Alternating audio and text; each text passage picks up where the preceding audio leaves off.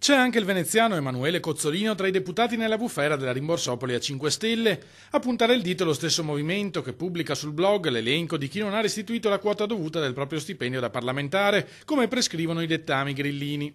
Cozzolino, ricandidato alla Camera nel listino bloccato, ha spiegato la sua versione in un lungo post sulla propria pagina Facebook, dove ironia della sorte campeggia in copertina l'invocazione a tagliare sprechi, privilegi e costi della politica. Nel 2014, a fronte di problemi personali, ho mancato di versare circa 13.000 euro, ammette il deputato veneziano. Ho utilizzato questi soldi in un momento di difficoltà personale, forse con leggerezza ma con vera intenzione di restituirli. La cifra è stata ripianata in questi giorni e oggi confermo di aver restituito volontariamente in toto circa 180.000 euro, in linea con gli altri parlamentari.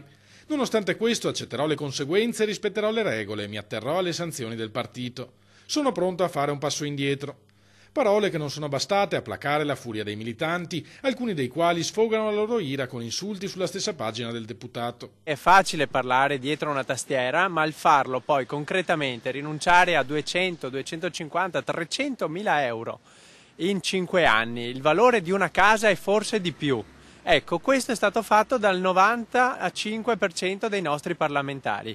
Certo, alcuni sono caduti forse per problemi o altro o semplicemente perché si è italiani e quindi si fa fatica a rinunciare ai privilegi. Ciò che è stato fatto dalla stragrande maggioranza dei nostri parlamentari, sostiene Davide Scano, non può essere offuscato da qualche episodio che verrà chiarito e sanzionato, anche perché da noi chi sbaglia è pronto ad ammetterlo con trasparenza, cosa che da altre parti non avviene. Resta il fatto che saranno prese delle misure adeguate perché il Movimento 5 Stelle prende delle misure adeguate nei confronti dei propri eletti quando sbagliano.